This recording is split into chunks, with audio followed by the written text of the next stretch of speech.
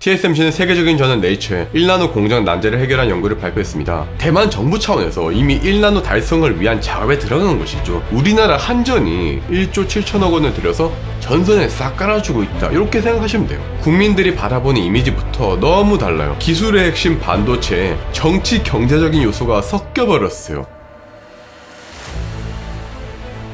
대만 유명 일간지에서는 최근에 이런 내용을 보도를 했어요. 대만의 경제 규모는 한국의 절반 수준이지만 반도체 대기업 수는 한국의 2배가 넘는다. 실제로 반도체 파운드리 점유율 53.4%가 대만의 TSMC고요. 대만의 반도체 기업 중에서 매출 10억 달러를 넘는 대기업은 무려 28개에 달합니다. 무엇보다 제가 대한민국 국민으로서 부러웠던 점은요, 대만에서 TSMC의 위상을 물으면 나라를 지키는 성스러운 산이라고 되어버렸는데요. 금융 저널리스트 시진허는 대만의 반도체는 세계 수준보다 10에서 한 15년 정도 앞서 있다고 언급을 할 정도죠. 이러한 상황 속에서 워렌 버핏은 2022년 11월 삼성전자가 아니라 TSMC를 무려 5조 원어치 매입을 했어요. 워렌 버핏의 매수 소식이 들린 이후에 TSMC의 주가는 급등했습니다. 워렌 버핏은 여러분 다들 아시다시피 잃지 않는 것이 중요하다는 철학을 가진 사람이에요. 그런 사람이 TSMC를 택한 것이죠.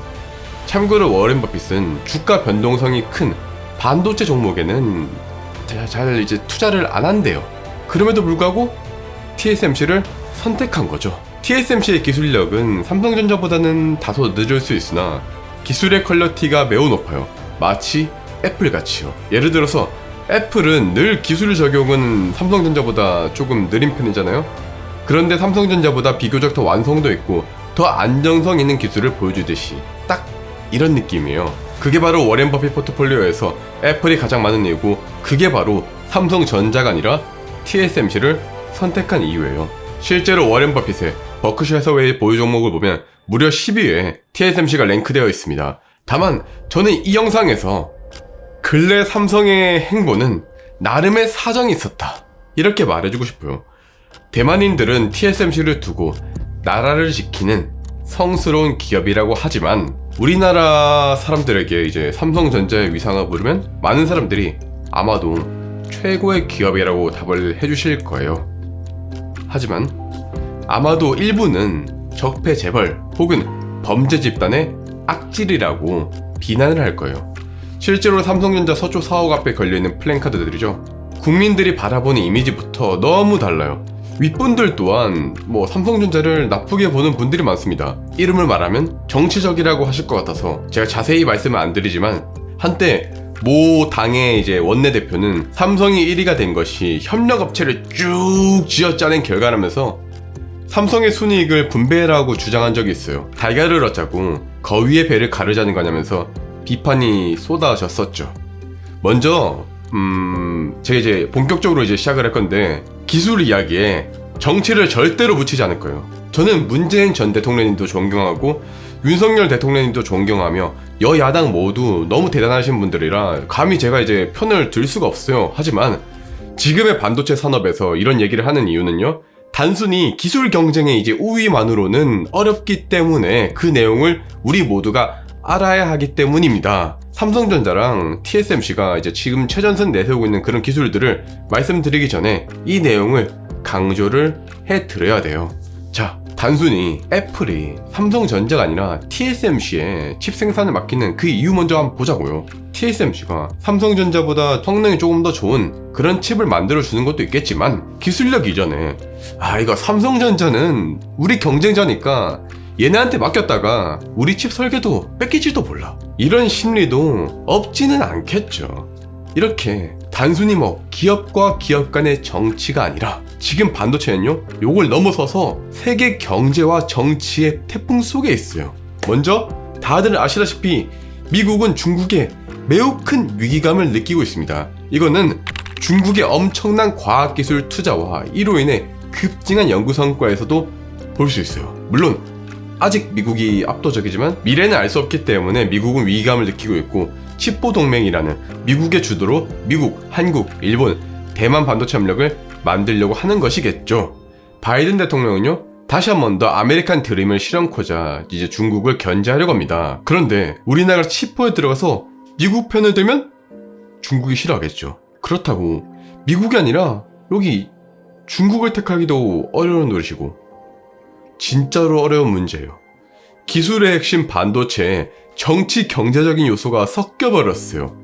반도체만 그런 게 아니죠. 이미 미국에선 전기차 세금 혜택에서 한국차가 모조리 제외됐습니다.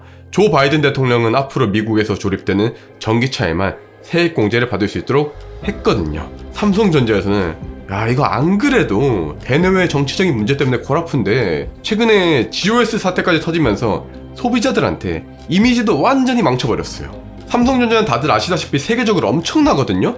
먼저 이 사진은 세계 기업들의 현금 보유량이에요. 삼성전자의 현금성 자산 보유량은 진짜로 미쳤습니다. 무려 1144억 달러를 보유하고 있는데 이 수치가 얼마나 정신나간 수치냐면 아마존, 페북, 인텔, TSMC보다도 높은 수치예요. TSMC보다 삼성전자가 현금이 4배 가까이 더 많습니다. 하지만 삼성전자는 비정상적일 정도로 돈을 풀지 않고 있었어요. 여기에는 다양한 이유가 있겠지만 이재용 회장이요? 2021년 1월인가요? 그때 실형 판결을 받고 이제 수감이 되면서 시스템 반도체 관련 투자가 지연됐었고 이건 제 내피셜이 아닙니다. 이창한 한국반도체산업협회 부회장께서도 최고 결정권자인 이재용 회장의 부재로 삼성의 의사결정 동력이 약해졌다고 말했습니다. 아무리 대기업 중에 대기업이라도 요 머리가 없으면 굴러가는 것에는 한계가 있기 마련입니다. 이게 제가 이제 재벌은 범죄를 저질러도 봐줘야 된다, 이런 뜻은 절대로 아닌 거 다들 알고 계시죠? 제가 강조하고 싶은 점은 좋든 싫든 기술의 중심인 반도체가 정치의 소용돌이에 들어가면서 정말로 힘들어졌다는 점입니다. 다행히 최근에는 삼성전자가 이제 이재용 회장의 복권 이후에 첫 공식 행보로 19조 원을 연구 개발에 투자하면서 공격적으로 진짜로 투자를 하기 시작했어요. 그럼에도 아무리 이렇게 정치 경제적으로 어려운 상황이라도 기술력이 강한 기업은 이 태풍이 지난 뒤에도 살아있을 겁니다. TSMC랑 삼성전자 이 양사의 기술력은 어떠한가? 결론부터 말씀드리면 빠른 건 삼성, 퀄리티 높은 것은 TSMC. 이게 딱 맞는 말일 것 같습니다. 두 기업 모두 이 바라보는 방향이랑 연구 성과는 얼추 비슷합니다. 이를테면 얼마 전에 TSMC는 1나노 개발을 구체화했어요. 여기서 나노는요, 반도체를 만드는 단위를 말하는데 이게 작으면 작을수록 만들기가 어렵고 또 비싸지는데 성능은 좋아지는 경향이 있습니다. 경향이 있다는 건 안 그럴 수도 있다는 뜻이에요. 자, 쉽게 말씀드리면요, 지금 갤럭시 S22에는 4나노미터로 만들어진 칩이 들어가 있어요. 그리고 아이폰 14에는 5나노미터로 만들어진 칩이 들어가 있습니다. 이 나노미터가 왜 어려운 기술인가?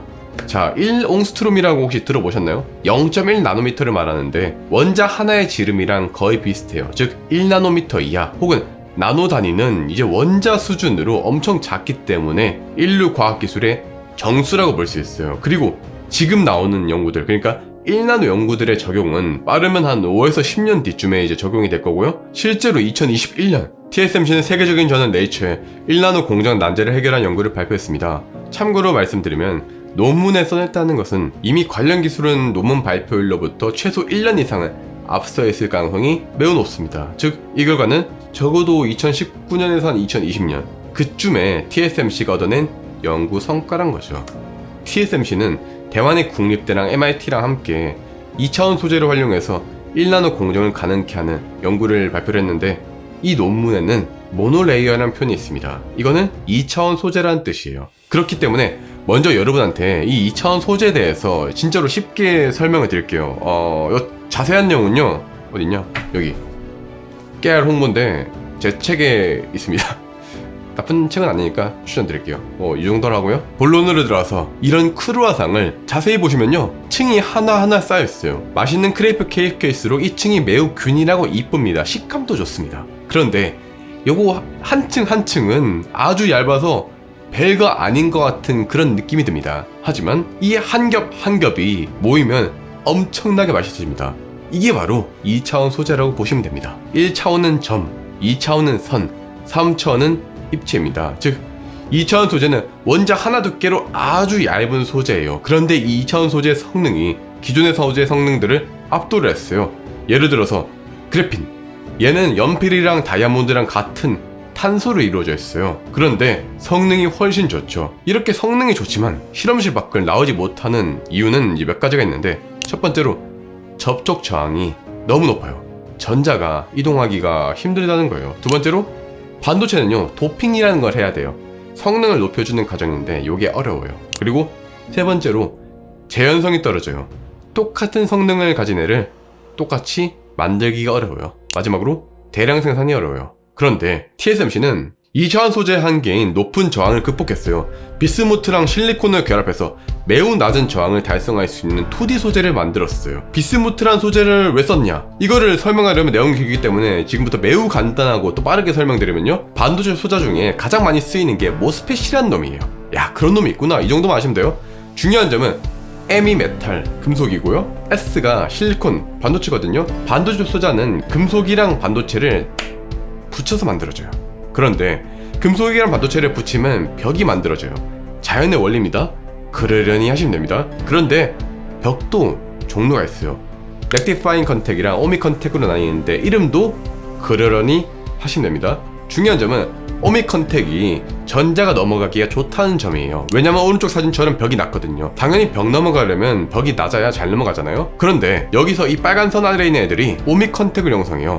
자, 여기 비스무트가 딱 있죠? 이 정도만 아시면 되고 더 자세한 내용은 알면 머리가 아픕니다. 중요한 점은 2021년까지는 TSMC는 우리 1나노 난제 해결 방법 개발했어, 이 정도였거든요. 그런데 2022년 11월 이게 구체화되고 현실화되기 시작했어요. 미국의 IT 매체인 EDN을 비롯해서 국내 여러 언론사에서도 현재 TSMC가 2차원 소재를 이용한 1나노미터 칩 제조 공정 구축을 가시화했고 생산 공장을 대만의 룽탄구에 둘 것이라는 구체적인 내용까지 나왔어요. 실제로 대만 경제부는 TSMC 1나노 공장 건설 예정지로 알려진 룽탄의 전력 공급을 확대하려고 지역 발전소에 설비를 추가하고 교체하고 있으며 고압 전력 공급을 위한 송배전선 및 변전 설비 설치도 진행 중이라고 합니다. 대만 정부 차원에서 이미 1나노 달성을 위한 작업에 들어가는 것이죠. 실제로 대만 언론은 대만 전력공사가 내년까지 한화로 1조 7천억 원을 투자할 계획이라고 밝혔어요. 이게 진짜로 부러운 점이거든요. 이게 비유하자면 우리나라 한전이 삼성전자가 지정한 부지 밑작업을 위해서 세금 1조 7천억 원을 들여서 전선에 싹 깔아주고 있다, 이렇게 생각하시면 돼요. 정부 차원에서 정말로 이게 지원의 격차가 느껴지지 않나요? 괜히 반도체가 지금 기술을 넘어서 정치, 경제, 태풍의 눈 속에 있다고 하는 게 아닌 것 같아요. 물론 우리 삼성전자도 기술의 속도만큼은 TSMC에 절대로 지지 않습니다. 삼성전자는 2025년까지 2나노, 2027년까지 1.4나노를 양산하는 것을 목표로 연구를 진행 중에 있는데요. 이를테면 2년 전에 유니스트랑 삼성전자는 네이처에 세계에서 가장 낮은 유전율을 가지는 비정질 쥐라붕소라는 2차원 물질을 발견했었어요. 유전율이 낮으면 회로에서 전기적인 간섭이 적어서 전기가 더 빨리 흐를 수 있어요. 연구진이 발견한 2차원 비정질 쥐라붕소는 다른 물질들보다 유전율이 무려 30% 이상 낮습니다. 신현진 삼성전자 종견연구원은 기술적 난제로 여겨지던 유전율 2.5 이하의 신소재를 발견했다고 평가했죠.